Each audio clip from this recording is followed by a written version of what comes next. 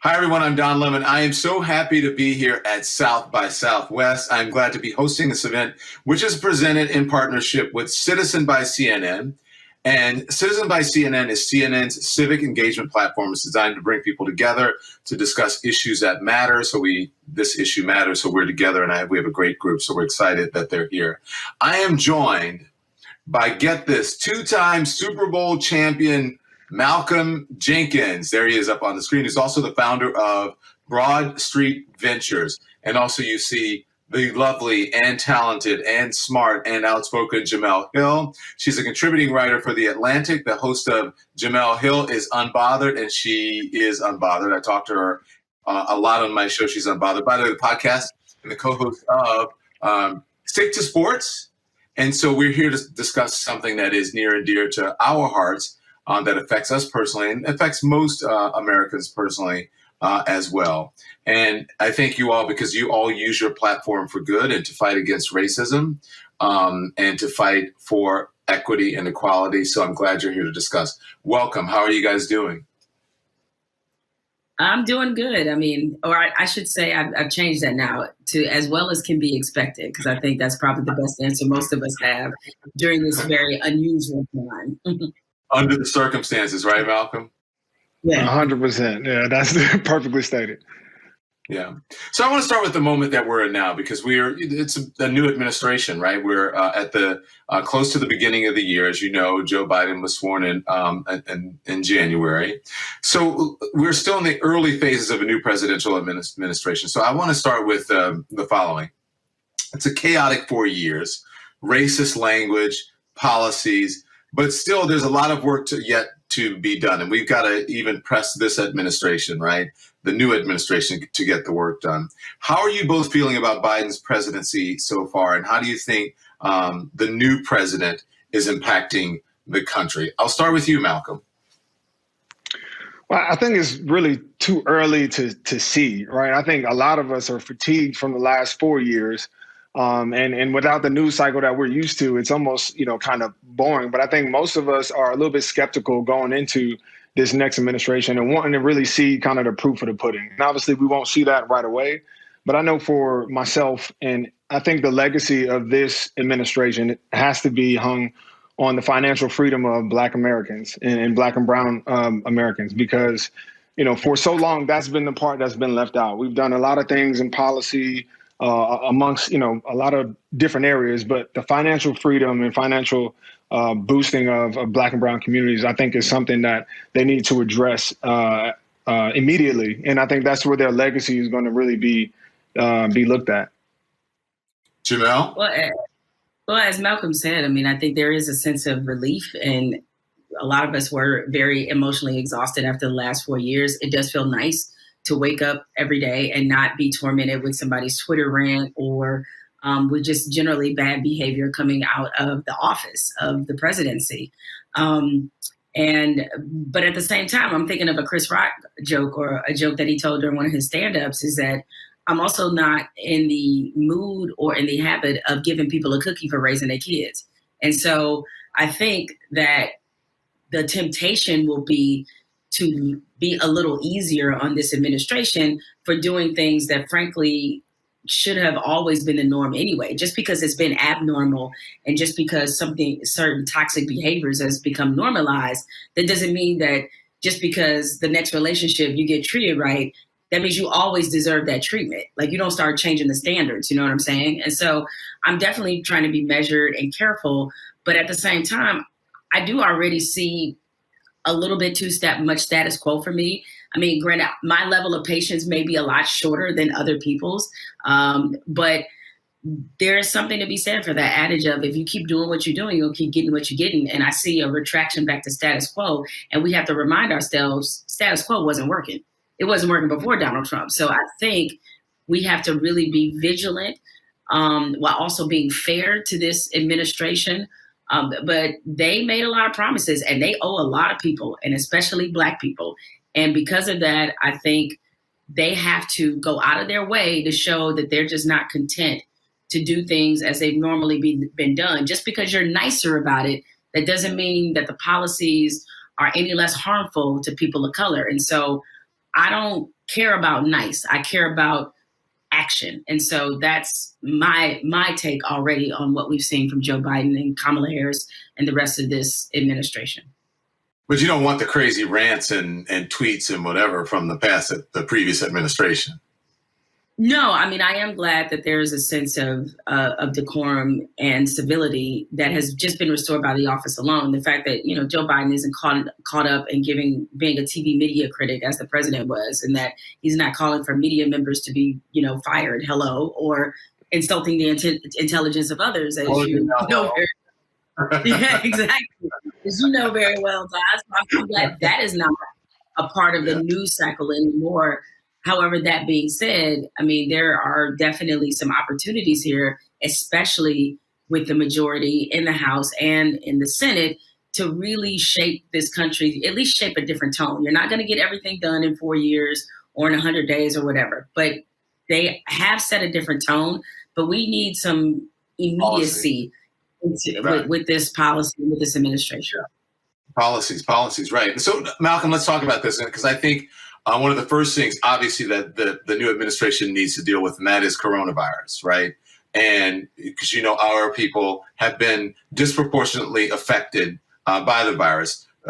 So it's something that you posted in April on social media near the beginning of the coronavirus pandemic. You said, and directed to the Black community, you said, we must look out for ourselves. We cannot wait for the government that has never prioritized us.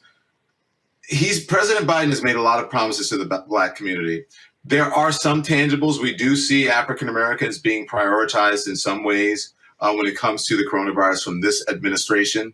But do you think that is enough? Is this administration doing enough? What would you like to see from the administration as it comes to coronavirus and people of color?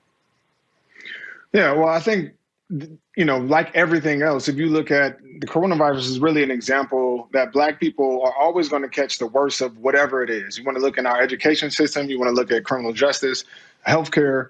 It's just a symptom of the way we're structured as a community. And until we change that and really change the way that we take care of, the most vulnerable communities out there, which are Black and brown, then everything is really just smoke. And that's before Trump. That's been a age-old thing with this country, is that Black people have always gotten it worse. So when things are terrible around the country for everybody and everybody's struggling, we have to make sure that we prioritize those who are worst off. And I think those are Black and brown communities. And so I really want to see, not only just with the coronavirus, but, the effects that come with that, the loss in small businesses.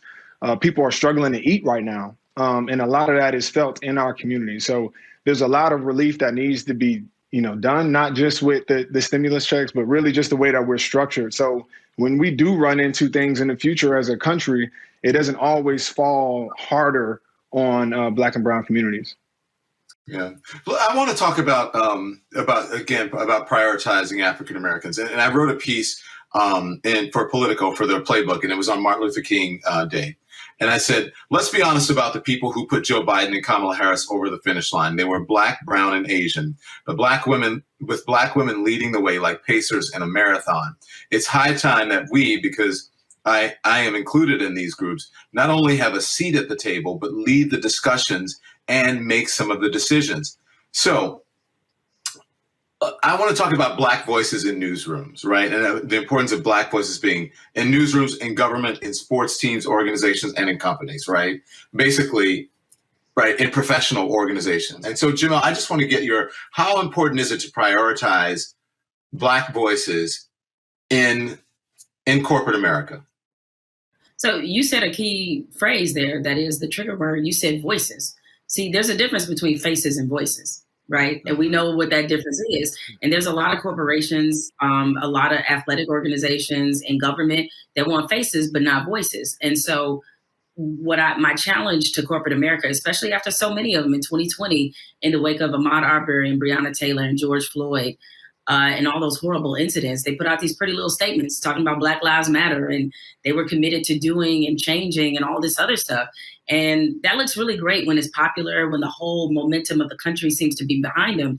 But I'm going to judge you by what you do when it's not so convenient.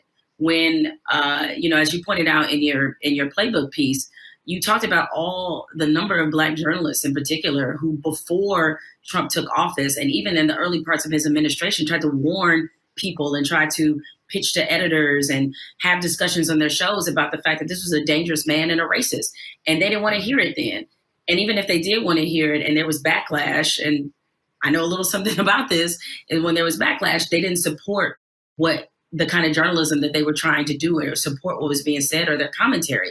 And so that's because it wasn't convenient. And, you know, I mean, I've said this about Roger Goodell, the commissioner of the NFL, is that he wants to talk about now how he wished he listened to players. Bro, nothing's changed about police violence. We've been dealing with it for hundreds of years. So I guess I'm just at a point where, like, all those words and statements, I don't really care about those anymore. What does your organizational chart look like? That's what I want to know. And when you show me that and I see what it looks like, to me, that's an indicator of what your real commitment is. So the actions is what they need to be judged by, what they do in the wake of this. Because as we know, some of this is going to die down. Some of it has already died down. And now you're seeing, like, how committed were you really to those issues that you wanted to discuss? So it's important that you not only have Black faces, but Black voices, people that you let make decisions, people that you empower, people you don't ostracize when they tell you something you don't like or point out where you fall short. Those are the kinds of commitments that matter in corporate America and pretty much everywhere else. But you departed ESPN for saying things that journalists have now been saying, and it's okay, right? Journalists have been saying, well, now this president is racist. I said the president was racist back in 2017, and I didn't get fired for it. And now all the journalists are saying the president was racist. The president was racist. And basically that was the issue that caused your departure from ESPN, which is interesting. So do you feel like you were at the beginning when the pendulum was swinging, or you were the canary in the coal mine? I'm not sure, because you were, I think, probably the one that stands out, but I'm sure there were others and other newsrooms and other organizations who faced repercussions as well. I don't know if they faced repercussions in the sense that they were not taken seriously. I mean, I think all of media kind of treated Donald Trump like a parlor trick for a while. And then you look up and he's suddenly the nominee for president, and all the tough questions that should have been asked as he was building his campaign. Like when he first started with birtherism, that's when there should have been a lot of questions. I mean, and certainly you can go back. He has a long history of it that was brought to people's attention. I mean, Central Park 5, the housing discrimination, like all that stuff was already there. But once he started to enter the political arena, instead of treating him like he was a reality star, he should have been taken a lot more seriously, at least from the standpoint where he wasn't just, patted on the head like, oh, isn't that cute? Look at the racist trying to reform himself. So, that was part of it. But I'll just say this is that, what I said about Donald Trump is frankly one of the most unoriginal things that I've ever said. I was not the first person to say this, and I didn't think it was particularly insightful. I thought it was obvious. I mean, Ta-Nehisi Coates wrote an entire piece, a great essay in The Atlantic before I said it, laying out why Donald Trump, he called him the first white president. And it was a case about why he was a white supremacist. So these things were out in the atmosphere. I think what was the lightning rod was being a Black woman, being on ESPN, hosting SportsCenter. That was the Molotov cocktail for a lot of people. Got it. So Malcolm, I want to go to you because you can weigh in a lot, because listen, sons of bitches, the whole thing. And I think, Black athletes now, I think professional athletes in general, but especially Black athletes, are now feeling empowered. Right. And they're standing up to, quite frankly, the Roger Goodells of the world, the owners, the managers, and what have you, in a way that they didn't do in the beginning. Colin Kaepernick was, as I called, the canary in the coal mine, or he was the example that was set. Same question to you that I asked for Jemele, but this time for professional sports. Yeah, I think Jemele is the same thing. She hit it right. We're not looking for the pageantry and all of the comments and statements and branding. We want to change in culture. And when you look at even the NFL and even sports in general, every league out there now is branding, Black Lives Matter and saying they support their players. But I'm looking at their actions. One, what does your organizational structure look like? We have an issue right now with the NFL where you have a ton of qualified African-American coaches, but you can't seem to hire any or give them any interviews. There's no diversity or not enough diversity in their GMs, and not enough diversity at all. Very little diversity in ownership.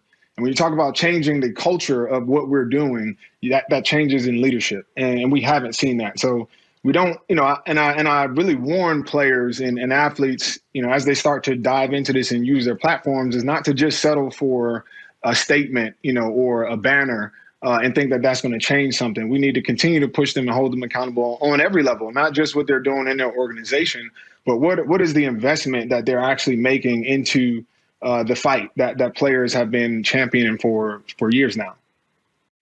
Where is, though, because Malcolm, you're the co-head of the NFL Players Coalition, and for years you've been working to highlight to fix racial disparities in the criminal justice system.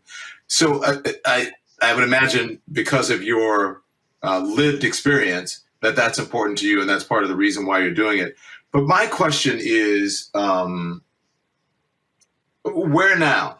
As Jemele said, where now? Where do we go from here? Because it seems like we had this momentum coming out of the summer of 2020 and George Floyd and Ahmaud Arbery and Breonna Taylor. And then now it seems like I want to go back and see, well, how diverse is your staff? How diverse is your organizational chart? For news people, who do you have online? Who do you have on camera, behind the camera, and so forth? For same things in the sports office, on the field. On the field, it's obvious. So where do we go from here? Well, I think, where we don't need to go is back to the idea that we need to have the conversation. That conversation happened back in 2016. How do you keep people's interest in that? And you're right. It's not just about having the conversation. Like, we're past the conversation. It's time for action. So you got to keep it top of mind. And my word always with this is urgency. Sorry, go on. Yeah, I think that's the point. It's really getting past the pageantry to the urgency of the situation. People are dying in the streets right now. People can't feed themselves. People are, communities have been decimated and are struggling. And this is happening right now while we, debate things like the national anthem and all these other things. Like, people's lives are in danger right now and our communities are burning. And so if the next step has to be action, like whether I'm talking to a GM, a team owner, or I'm talking to a player, it's not enough anymore to just take a knee, raise a fist, or say something, tweet something. It's like, if you're not looking for real solutions that are helping. So there are things that are short term, the charities, the things that people need help immediately and aid. But then there's the long term things. How do we get ourselves out of these holes? So we're talking about economic justice. How do we stop our criminal justice system from punishing people who are poor? How do we reinvest in Black banks so that the same institutions that kept us away from that had discriminatory housing practices don't do the same thing? We can fortify institutions that serve Black and brown communities and know where they're coming from. How do we do these things and put in strongholds that will last the test of time? And that's two sides of the coin that we need to be doing simultaneously. And I think sometimes we get stuck on one or the other. So the question to Jemele is, so where's the cohesion? Where is we're in a time now where there's so many people online, there's so many different organizations. Black Lives Matter really doesn't have a central command, right? So where is the unity that we had during the civil rights movement, where you felt like you had support, where this person has my back, this organization has my back, this group is going to keep it top of mind, and going to keep the pressure on our leaders and the people who can actually make a difference? Believe it or not, the structure that we have now is not that much different than what I wasn't necessarily alive then, but then what was experienced during the 60s. Here's the thing. They sort of use the same blueprint now. Police brutality became the lightning rod issue, and the issue that drew in everybody. Black people are not a monolith. There are different and unique problems that we all face. There's certainly some relatable and shared experiences that we face, but we rallied around this one issue because it was kind of the hallmark and a bit of a symbol of all the things that were happening in our community. You talk about police brutality, that means you have to talk about criminal justice. You talk about criminal justice, that means that you have to start talking about structures and systems and inequalities and all sort of things. So it was the entry point, which is great. I think the part that's a little bit different now is the fact that there are so many different ways in which people can access different platforms. And so you have what looks like a bunch of jumbled agendas, but I think at the same point that if it's pointing all in a similar direction of equality and equity, and we can agree on 3 or 4 base issues that need to be prioritized, I think that's a really good starting point. We saw this with voting. Everybody agreed we need to get out and vote, and that Black people need to mobilize in a different way. And you saw it. Grassroots organizations working with national organizations. I like what LeBron James did. That was a great model with More Than a Vote. He understood that, okay, I got the platform, I got the money, I have the ability to draw people in. Who do I need to go to? Stacey Abrams, other people within the community in Georgia to talk to them about how do we get people out to vote. So I think if you are in a position like Malcolm Jenkins or LeBron or athletes, the best thing you can do is amplify a structure that's already built, because a lot of these grassroots organizations just haven't had the megaphone to get what they need to get accomplished. So it's okay to be the megaphone. You don't have to reinvent the wheel necessarily, because there are plenty of organizations from Color of Change to Black Voters Matter that you can link up with, and we can start to address some of these systemic issues. Personally, I think one of the main problems is not necessarily our organization or mobilization. I think the problem is, and this has been a consistent problem for years, is that racism, institutional racism, white supremacy is still on our lap as a problem we got to fix, even though we didn't create it. See, everybody in this country is not invested in actually seeing the structure broken. And that's the problem, is that we're invested. We've been invested. We were born invested. We had to be. Why are we still trying to convince people? Why is racism still a debate? Why is white supremacy still a debate? And that's the problem. Okay, well, I want to talk about that then, because listen, and you write about the beginning of this, about the impetus of the national anthem and everything. A great piece in the Atlantic, why you said it should not be played before as a ritual before in American sports or before American sporting games, professional games. And so I would urge everyone to read that from Jemele. It's in the Atlantic. But to Jemele's point, Malcolm, this topic is very personal to you. You had public and private conversations with Drew Brees this summer about the flag and what it means to Black Americans and what it means to be a Black American. It takes people like Drew Brees, who is white, to understand the plight of Black Americans if he's going to work with them and be friends with them and help.